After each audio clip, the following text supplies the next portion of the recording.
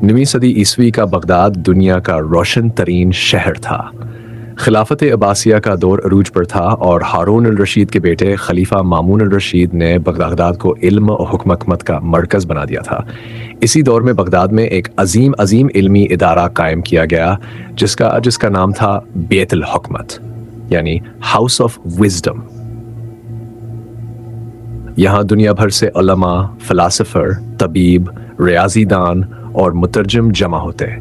हिंदुस्तान, यूनान, ईरान और मस्र की किताबें अरबी में तर्जमा की जाते हैं। बगदाद में दिन का वक्त बाज़ारों में चहल पहल और रातें चिरागों की रोशनी में इल्म की तलाश में गुजरती थी। कहानी की असल रूह। एक दिन एक नौजवान लड़का यूसुफ, जो बगदाद के एक दर्जी का बेटा था, बैतुल हुकमत के दरवाजे पर आया। उसने खलीफा के दरबार में दरख्वास्त दी कि वो भी सीखना चाहता है। मुहाफ़िज़ों ने उसे रोका, मगर एक बड़े आलम जाबिर बिन हयान ने उसे देखा और कहा, इल्म का दरवाज़ा हर उस शख्स के लिए खिला है जिसके अंदर तलब हो। यूसुफ ने हिसाब, फ़लसफ़ा और तब सीखना शुरू किया।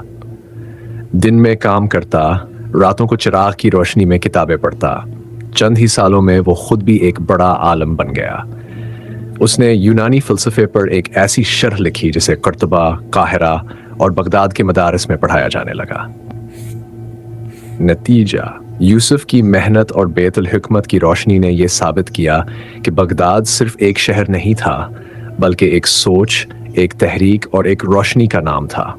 वो रोशनी जो अंधेरों में इल्म की शमा बनकर जलती थी। तारीख का बगदाद इल्म, अमन और रवादारी का गहवारा था, जहाँ नस्ल, ज़ात या पेशे की कैद के बगैर हर इंसान को सीखने का हक था।